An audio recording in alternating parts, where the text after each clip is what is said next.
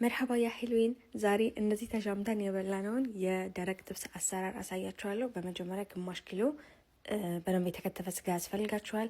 ከዛ ጋል ባለ ብረት ምጣድ መጀመሪያ ጮማ ብዙ ካላችሁ መጀመሪያ ጮማውን አድርጉትና ትንሽ ቀለጥ ካለ በኋላ ስጋውን አድርጉት። እኔ ግን ሁሉንም አንድ ላይ ነው ያረኩት። ምን እንደዚህ እንደሚያሮጠኝ ራሱ አላቅም። ማህም ረጋ ብሎ ቪዲዮ ማየት ከፈለጋችሁ ዩቲዩብ ላይ ሄዱና አዩት። 1000 ሰብስክራይብ መግባት ፈልጋለሁ። ሁላችሁም ሰብስክራይብ አድርጉኝ። ስጋው ውሃውን ጨርሶ ልክ እንደዚህ አይነት ከረር ሲያመጣ ቅቤ ካላችሁ ቅቤ አድርጉ። እንደኛ ቅቤ ከሌላችሁ ደግሞ ዘይታችሁን አድርጉ። ከዛን አንድ ሽንኩርት በረጃጅሙ የተከተፈ አንድ ነጭ ሽንኩርትና የስጋ መጥበሻ ብቻ ነው ያደረኩት። አንዳንድ ሰው ዝንጅብል፣ ነጭ ሽንኩርት በብዛት ምናምን ያደርጋል። እኔ አላደረኩም።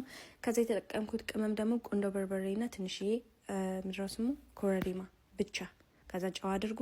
በመጨረሻም እሳቱን ከማጥፋታችሁ 1 ደቂቃ በፊት ቀይና አረንጓዴ ቃሪያ ጣል ታደርጉበታላችሁ። ቢያቃጠል ይመረጣል፣ ያው እንደ ምርጫችሁ። እሙህም ያ ሒልዊን ይሄን የበሰለ የጥብስ አሰራር አሳያችሁ። ሰብስክራይብ ፎሎ ማድረግ እንዳትረሱ። በሌላ በቆንጆ ቪዲዮ እስከምንገናኝ ባይ